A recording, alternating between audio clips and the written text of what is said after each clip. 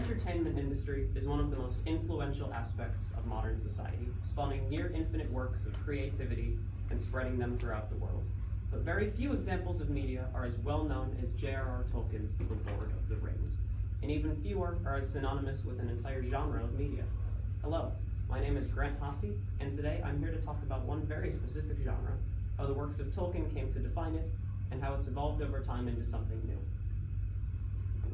In my extensive research, I set out first to understand what high fantasy is, and then to see variations of it through the lenses of some of the most prolific works of the genre.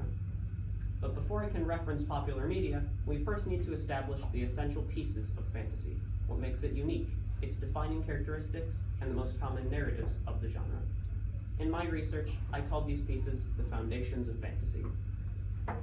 Nearly all works in the genre share these elements or subvert them in some way.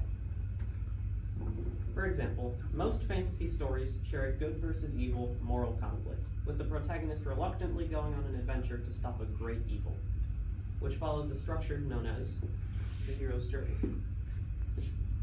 This narrative structure divides a story into 12 parts and outlines how a story's protagonist grows into their role as the hero. This narrative structure is present everywhere, from ancient myths to classic novels to modern movies. It's most famously used, perhaps, in Tolkien's work, The Hobbit, for the average character of Bilbo Baggins. Although Bilbo starts out the story as an average, rather mundane character, he soon grows into a complex and wise person and changes the entire course of the narrative. Another massively important piece of high fantasy is the setting. Most fantasy settings follow one of two structures, either a single, somewhat Earth-like world, albeit with some magical influences, or a mortal world, which resembles the first type, surrounded by other smaller worlds more directly related to magic, such as an underworld or a realm of the gods. In Tolkien's works, for example, the realm of Middle-earth is a massive and highly detailed world, complete with its own cultures and history. Fantasy worlds also have many connecting factors within their worlds, features which all stem from the source that is Tolkien. These features of fantasy are a trio of in-world concepts that are nearly universal within the genre, but have a massive variety of interpretations. The first, the existence of magic, is often the loosest in terms of how it shows in a world, ranging from very rare and almost completely unexplained magic, such as Gandalf's and the Rings powers in The Hobbit, to an incredibly detailed and complex system found throughout the entire world, such as magic in Dungeons and Dragons. Magic takes many forms due to being an inherently fantastical concept. The magic of a fantasy world also comes to life in its inhabitants. Fantasy species such as elves, dwarves, goblins, dragons, and many more are massively common throughout the genre, often directly inspired by their appearances in The Hobbit and its sequel, The Lord of the Rings. Roles such as rangers, wizards, and knights were also introduced in Tolkien's works as well, and have been a staple of the genre ever since. Finally, the technology and aesthetics of most high fantasy worlds draw on the same aesthetics as Tolkien's work, medieval England and Northern Europe. Most of the time, technologies more advanced than sailing ships and common medieval weapons are very rarely referenced, and swords are often the most common weapons, unless technology is used by villains as an overwhelmingly destructive force. For example, in The Lord of the Rings, The Two Towers, the wizard Saruman destroys entire forests to fuel his army's forges, which turns the guardians of the forest against him. These sorts of conflicts of nature and magic and industry and destruction are often tied into the idea of good versus evil. Both The Hobbit and The Lord of the Rings were massively popular and have inspired many works since their release, ranging from other similar novels at first to eventually include various films, TV shows, and games. The foundations of Tolkien's work became the base for the new genre of high fantasy. The late 1970s through 1990s were a major renaissance for the film industry, and many famous movies were released across almost every genre. Since fantasy was still fairly new, few notable movies were released that achieved massive popularity at first.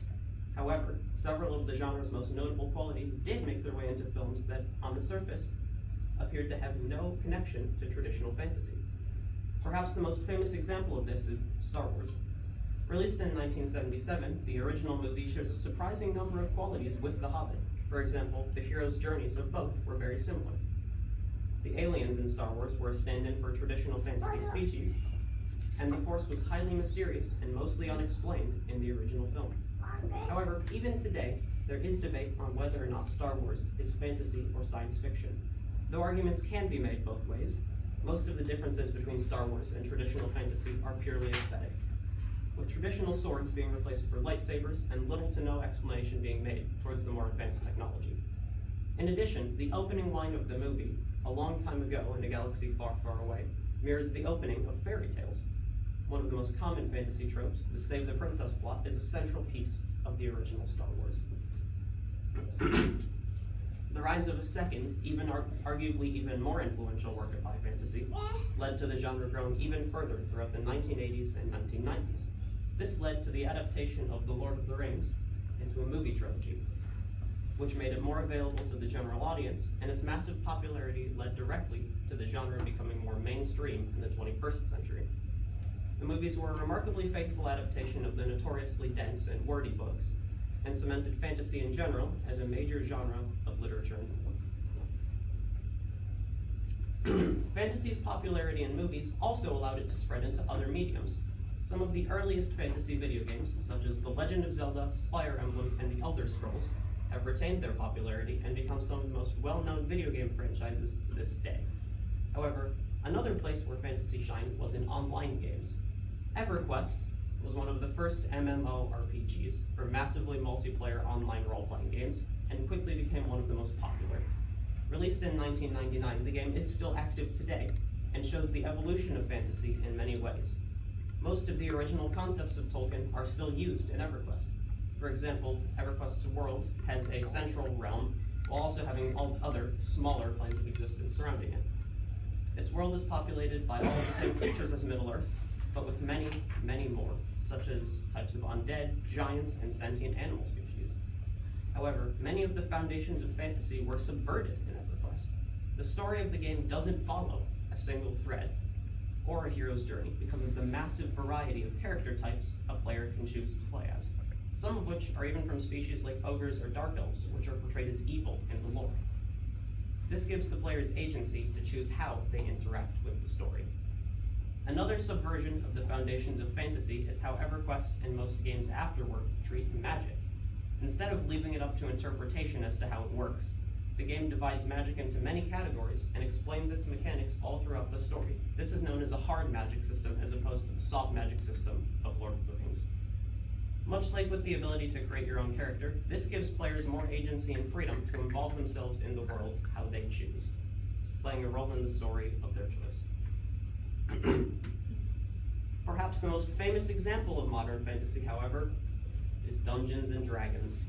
Originally released in 1974 by Gary Gygax, Dungeons & Dragons was considered a niche hobby for decades, but as the fantasy genre rose in popularity and relevance, it became much more popular in the 2010s with the release of D&D 5th edition. D&D continues the trend of EverQuest into a more open, player-centric design philosophy, with many options for player characters and even more for adventures within the most basic of its roleplays. As far as the foundations of fantasy go, D&D is very similar to EverQuest. Many of its monsters, fantasy species, magics, aesthetics, and even its world structure are very similar. However, where EverQuest is a concrete game with only one world and limited ways for players to interact with it, D&D is a much more flexible medium, only really relying on dice and a single player to take the role of the dungeon master in order to direct the players through a campaign. This flexibility, freedom, and creativity has become the driving force of fantasy as a whole, focusing less on stories of archetypal good and evil, and shifting towards stories that allow their audiences to become immersed in the world in their own way. Though Tolkien's works may have been the jumping off point of the genre, it is not exclusively defined by them. Almost everything evolves and changes as time passes, and the rapid and massive changes literature and other media have undergone throughout the course of the 87 years since Tolkien first released The Hobbit, several genres have risen and fallen, yet fantasy has adapted and improved because of it. Though many of the original concepts of his work have changed throughout the years, his ideas have remained strong, influencing not only the genre he created, but spreading throughout all other forms of media.